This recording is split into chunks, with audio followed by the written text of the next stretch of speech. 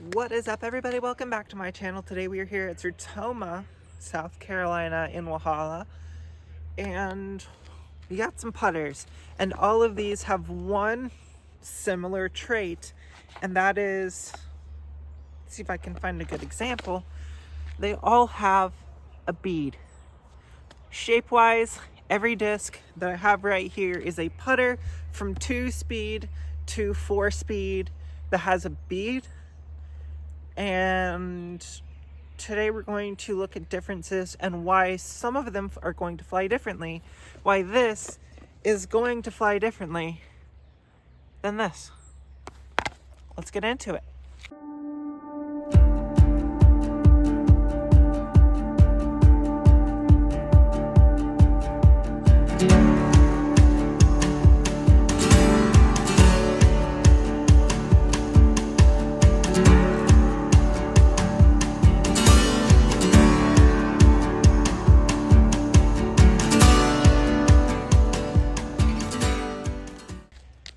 Starting off right immediately, this is a Rhino and this is a Link. The Link is 2301, I think, and the Rhino is 2103.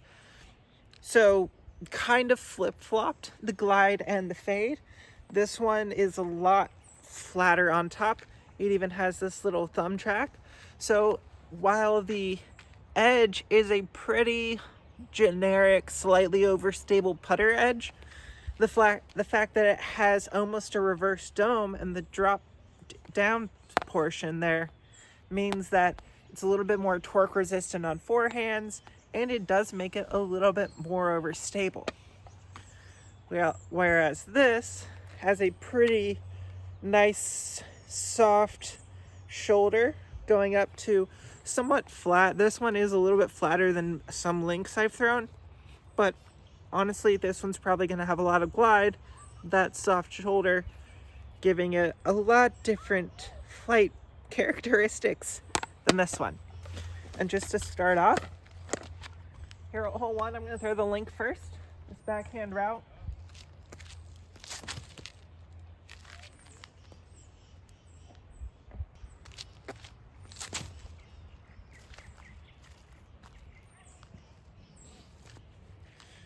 Approximately the same shot, but I did have to throw the Rhino harder and flatter, whereas I threw the Link on more hyzer.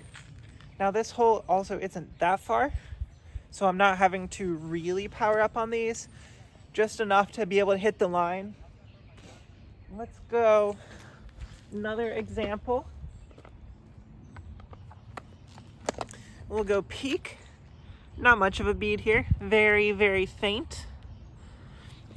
And envy, again, also very faint on the bead right there. Not very much bead, but based off of parting lines,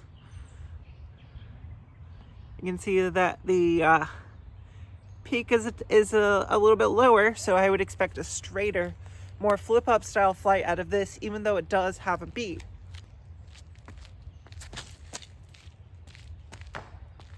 Flipped up a little bit straight, pulled it into the tree. Now for the envy.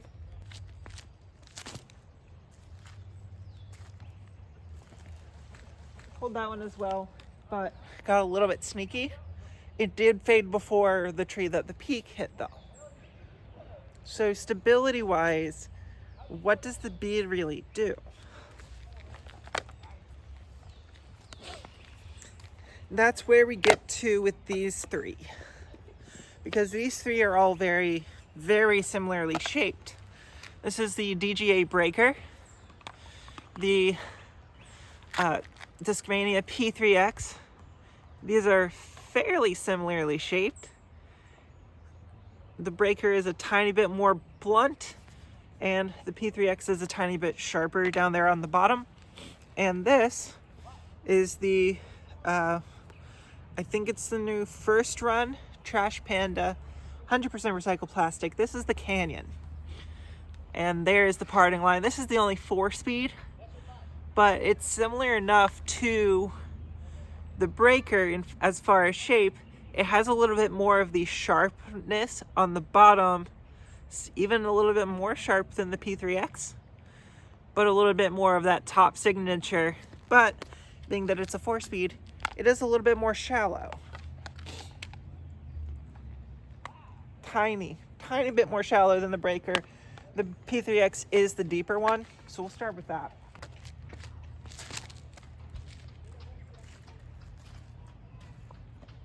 Holds pretty straight and true to its line. Now we're gonna go breaker. Oh, early release. Yeah, breaker is so shallow at early releases, but this one, because it's sharper, a tiny bit more mid-rangey, feels like I have a better grip.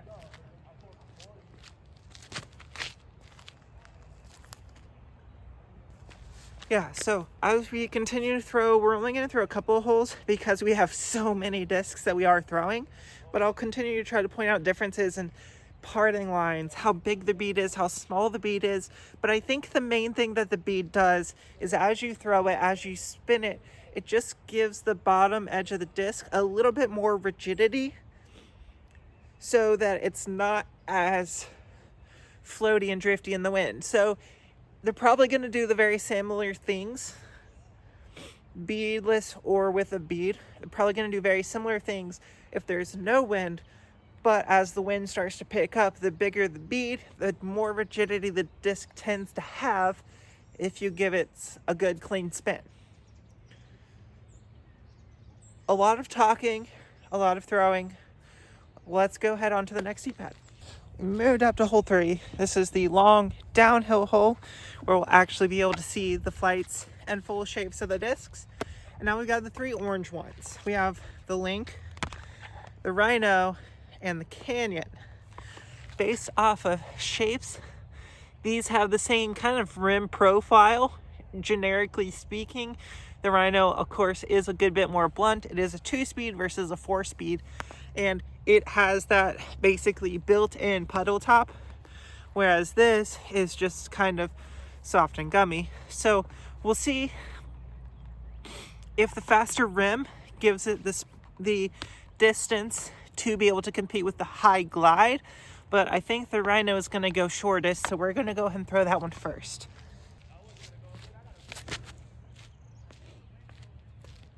You can see that the Rhino is overstable. You throw it flat, you throw it hard, it's going to fade, it's going to dump out, but it is kind of a distance control disc. Now we're going to go same rim speed, also a 2-speed with a bead, but high glide in Lux Vapor plastic as well.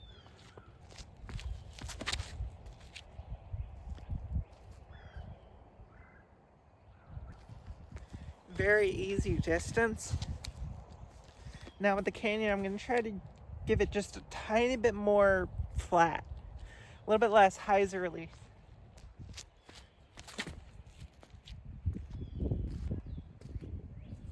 Oh, that's overstable too. That's really nice. I don't know distance wise on those two. I probably could have made the Link go further, and I probably could have made the Canyon go further. But that's about distance for the Rhino, max distance. Now, high glide, but 2 different stabilities, NV versus peak. A soft hyzer release for this. Try to put this one flat, maybe a touch of flex, but peak first.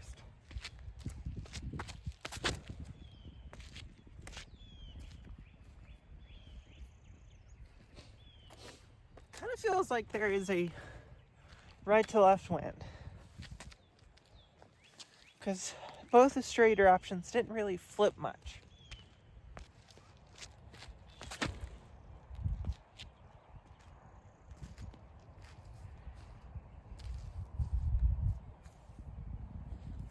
Yeah, I really do like an Envy. I didn't know if I would like the Neutron Soft. I picked it up because of the color, so that you guys can see it better. That was kind of overstable. A lot more overstable than I expected it to be. Let's go quick succession, breaker P3X, try to match that line.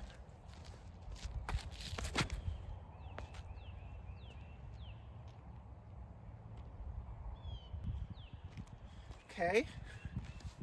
Interesting.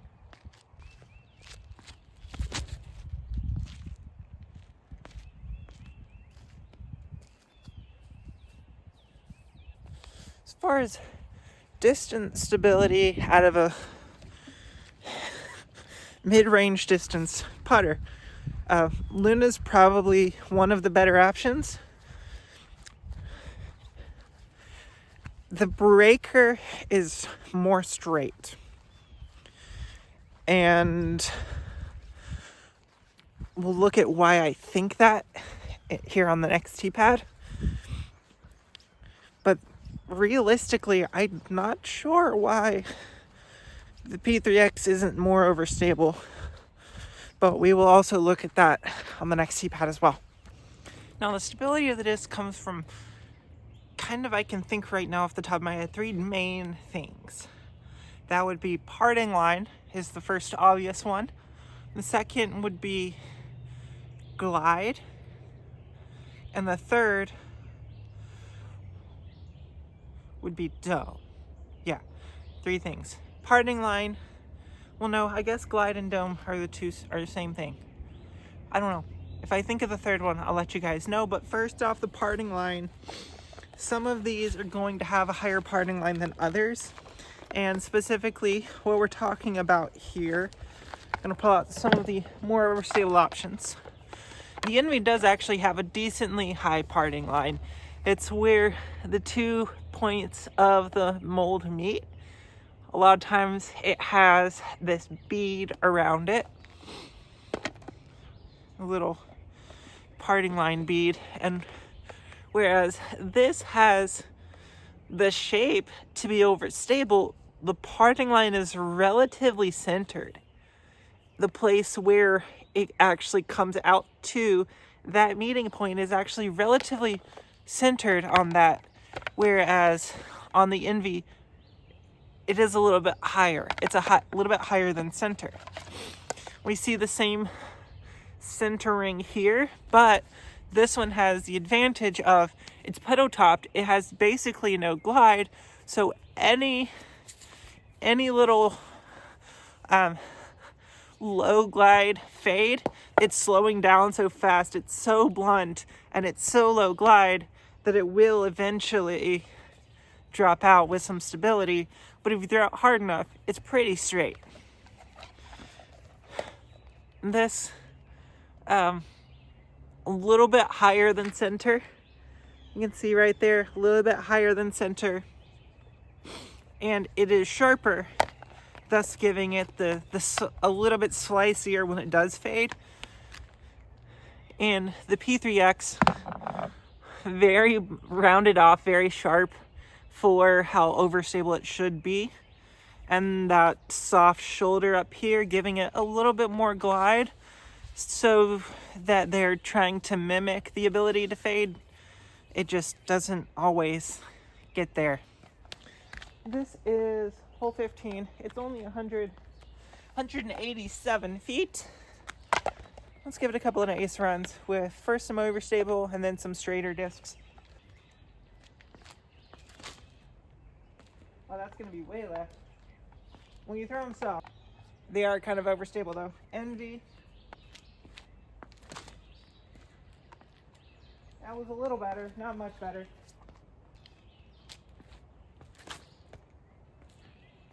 Still a little bit of stability there because of how blunt it is. So it does want to slow down faster.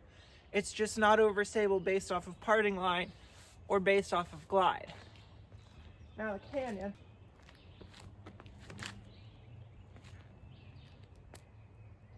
Ooh, best looking one yet. Still have the Rhino here, I guess. Oh yeah. It's parked. It slows down so fast that it does just overstable. Boop. Now the peak.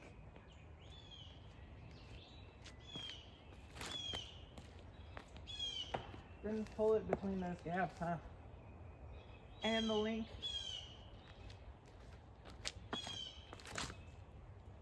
That's not it either. Well, got a couple of park jobs. The disc I would have actually thrown, being the Rhino, is actually parked, so we're fine as far as playing the hole. But hopefully you guys have a little bit better understanding of what a disc is going to do. If you just hold it up, look at the parting line, look at the shape of the rim. Have you thrown a disc before that is somewhat similar? How did that one respond? So based off of those observations, this one that's very similar, maybe with some slight differences, may respond similar with some slight differences. So the ability to go out there and just throw a whole bunch of discs, even if it's only 1 or 2 or 3 throws, having thrown so many discs, now I can grab a disc and almost immediately know the general flight path that it's going to have before I even go out onto a course. So I do actually go into stores and I will pick out discs specifically for their shapes and not necessarily for their colors. If I can find the right colors, cool, even better. But shape is key, shape and plastic. Hopefully you guys found some of this helpful.